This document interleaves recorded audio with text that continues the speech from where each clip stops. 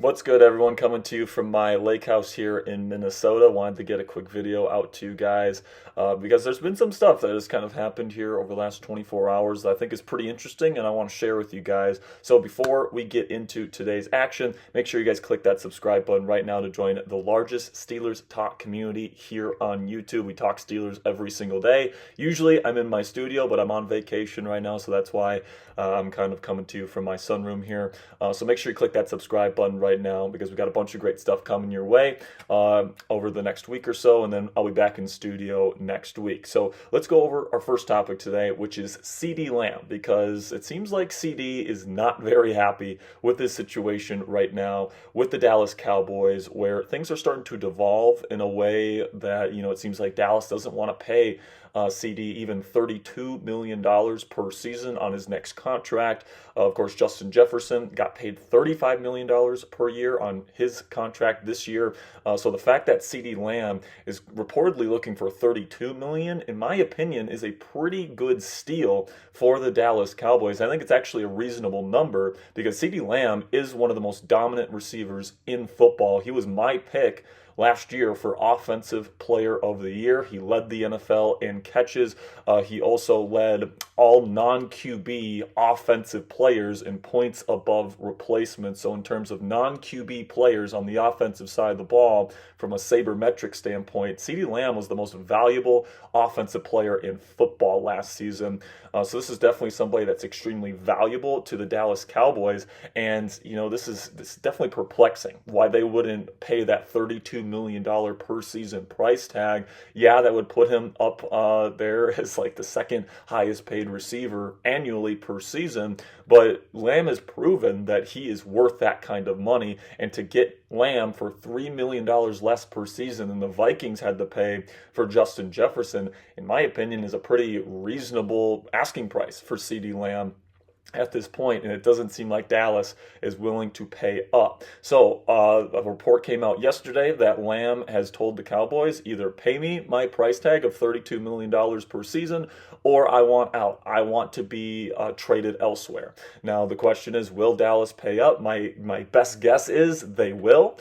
Because he's just too important to their team. They're trying to win now. Obviously, the draft has come and gone, so it's not like they can replace him with somebody in the draft. If they trade him away, they'd have to wait an entire season to reap the benefits of any trade capital that they end up getting in the draft. So I just don't see CeeDee Lamb getting traded at this point. But it's definitely interesting because if he does demand a trade, you better believe the Pittsburgh Steelers are going to make a call to the Dallas Cowboys and see if they can find a deal that could get done. Now, I don't think the Steelers would land CeeDee Lamb because I know for a fact that the Dallas Cowboys would want at least a first-round pick, probably 2 first-round picks for somebody as productive as CeeDee Lamb is. And with the quarterback situation being where it's at here in Pittsburgh right now, I don't think that GM Omar Khan is going to be willing to give up 2 for future first-round draft picks or even 1 future first-round draft pick for any receiver. I think this is the big reason why the Steelers haven't been able to get Brandon Ayuk, is because the Steelers want to keep their options open in the first round next year when it comes to potentially drafting a quarterback, because you just don't know if Russell Wilson or Justin Fields are going to pan out here during the 2024 season. And to give up 2 first-rounders for a receiver in CeeDee Lamb, plus you'd have to pay him $32 million per year on his next contract when you trade for him, that is a very high price to pay for CeeDee Lamb, even though, in my opinion, for some teams, that price tag would probably be worth it because he is that good of a receiver. He is big, he is fast, he's an incredible route runner, he's got really solid hands, and he's pretty darn good after the catch. He's one of the most complete receivers in the National Football League. So if he does demand a trade, I think that he'll, garner a very high price tag, but I just don't think the Steelers are going to be willing to pay that price tag. So I don't think CeeDee Lamb is a realistic possibility for the Pittsburgh Steelers. Another topic I want to talk about today is that there was a report that came out that kind of echoed what I've been saying on the show here lately, which is that tight end Pat Freiermith is expected to be the number 2 receiving threat for the Pittsburgh Steelers this year behind George Pickens.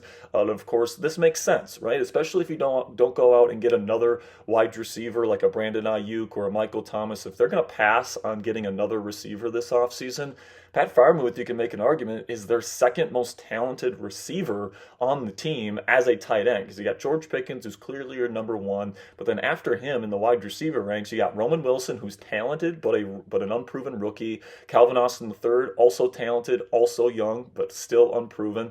And then you got guys like Quez Watkins, who have struggled in this league. Scotty Miller has had a tough time, solidifying himself as a starter. Van Jefferson, who has barely any production the last 2 seasons, has dealt with injuries as well. So when I look at this situation here, from the perspective of the Pittsburgh Steelers, if you're not going to get another receiver, it makes sense that Pat Freiermith will be your number 2 receiving threat. And given all the reports that we've heard about Muth, this offseason program, his connection with Russell Wilson, his ability to get in and out of his cuts when running routes. I mean, it just seems like it's going to be very impressive stuff that Pat Freiermith is going to be putting on tape this year. And I can't wait to see his connection with Russell Wilson unfold in this Arthur Smith offense. And I also think what's interesting here is that if they want to go the route of having 2 high-end receiving threats on this team, it might make sense to save their money to pay George Pickens down the line and then pay Pat Freiermith a tight end, top tight end money, which is about half what the wide receiver market is right now, because you got Justin Jefferson making $35 million a year. There's a couple different guys making about $30 million per year. And then the tight end market is about half of that. The highest paid tight end per year is Travis Kelce, who's making just above $17 million per season. And I think Pat would probably get paid a little bit less than that, probably $16 million per year. So I think it makes a lot of sense for the Steelers to lock up Pat Freiermith right now for like $15-16 million per year. And then you pay George Pickens when his contract comes available down the line. And that way you secure 2 really top-end threats in your passing game there. And then, of course, Roman Wilson is hopefully going to ascend to that number 2 receiver role. You can fill out the rest of the receiving core later on as well. So I think, relying on Pat Freiermith and even locking him up as your number 2 receiving threat here this offseason makes a lot of sense for this football team. And I honestly wouldn't be surprised if they got a deal done before training camp. Now, the final thing I want to talk about today on Steelers Talk is that Pro Football Focus ranked the Pittsburgh Steelers in the top 10 of their offensive line rankings heading into the 2024 season. They ranked them 9th, despite the fact that they have 3 presumptive starters in Broderick Jones, Zach Frazier, and Troy Fautanu, all of which are either going to be in the first or second year of their respective careers. So listen, man, when it comes to the Pittsburgh Steelers O-line, there's no doubt it's talented. You got a bunch of high draft picks in there. Isaac Seumalo is an established veteran at left guard, right? Same thing with James Daniels at right guard. And they got some great talent at the other spots. And they definitely have the potential to be a legitimate top 10 unit in the league this year. And if that's the case, the run game is going to be really good. Russell Wilson's going to be protected, and he's going to be comfortable to throw the ball down the field. And I think that, if Broderick Jones, Troy Fautanu, and Zach Frazier all have good seasons, then yeah, the Steelers will have a top 10, maybe even top 5 offensive line in football this year. But, it's definitely volatile, right? Because you got that youth and inexperience and lack of chemistry with this unit. So it's definitely possible that Zach Frazier disappoints, that Troy Fautanu, who was a bit of a disappointment in OTAs, struggles during the season as well. Broderick Jones, as we know, had some struggles last year in pass protection. What if those show their ugly head again here in 2024 when he moves over to left tackle? So there's definitely some concerns with the Pittsburgh Steelers here, especially with these younger offensive linemen. But at the end of the day, it's definitely looking bright. The future's looking bright along that offensive line. And as Steelers fans, we just got to hope that offensive line can hold up nicely here in this offense, which is really going to be relying on them to play high-level football this year. And if this offensive line works out and Russell Wilson has a bounce-back season, Arthur Smith knows what he's doing on offense, all of which are very possible, we might be looking at a very productive offense for the Pittsburgh Steelers this year, complemented by what we expect to be a top 5 defense heading into the 2024 season. All right, guys, that's going to be it for my thoughts on the latest Steelers news and rumors content. I'll probably put out a couple more videos this week here from my lake house here, just going over all the different news stories that come out during the week. If the Steelers trade for Brandon Ayuk, it'd be terrible timing, but I probably will go live from my lake house here, just to talk with you guys about whatever move they end up making. It's gonna be a fun week here, guys, and then next week I'll be back in studio with producer Coop, where we'll be having Steelers Talk Live next Wednesday, which will be a fun one because we're taking the week off here. So really appreciate all of your guys' support. Thank you to everybody that made it to the end of today's video. Make sure you click that subscribe button if you haven't already, because we're gonna have more Steelers content coming your way later this week.